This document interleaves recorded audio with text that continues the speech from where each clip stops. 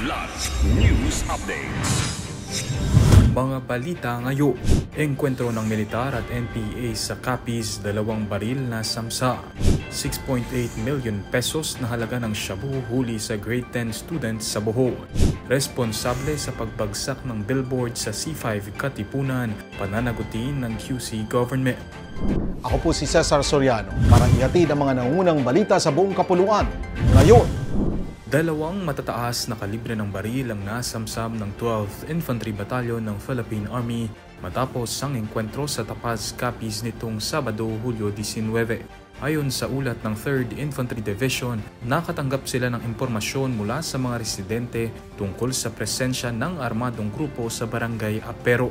Nauwi sa 15 minutong engkwentro ang operasyon hanggang sa tumakas ang mga rebeldeng NPA at iniwan ng isang M16, isang AK-47 rifle, 2 magazine at ilang war materials. Walang sugatan sa panig ng mga sundalo habang inaalam pa kung may sugatan o nasawi sa mga nakasagupang rebelde.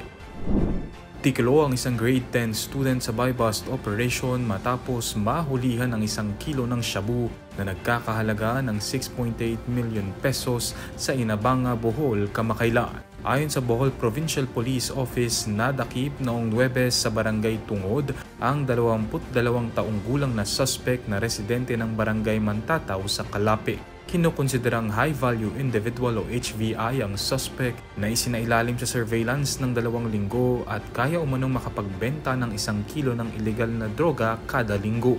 Inaasahan na sa pagkakadakip ng suspect ay malaki ang magiging epekto nito sa illegal drug trade sa Bohol. Tiniyak ng Quezon City LGU na mananagot ang sinumang responsable sa pag-collapse ng billboard sa kahabaan ng C5 Katipunan Ateneo southbound nitong Sabado na tumama sa ilang sasakyan at nagdulot ng mabigat na daloy ng trapiko. Base sa inisyal nilang investigasyon, lumalabas na walang sapat na butas ang billboard para makalusot ang hangin, lalo na't patuloy ang masamang panahong dala ng bagyong Krising na pinalakas ng habaga. Dahil umano rito kaya nag-collapse ang nasabing istruktura.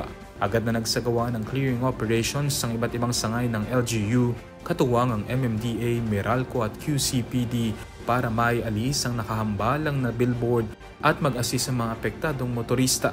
Nagpaalala naman ng QC-LGU sa billboard owners at operators na tiyaking ligtas at well-constructed ang kanilang istruktura, lalo na tuwing masama ang panahon. Para sa Kidlat News Channel, ako si Renz Lenon, nag-uulat. ako po si Cesar Soriano, kasama nyo sa bawat pagbuto ng balita.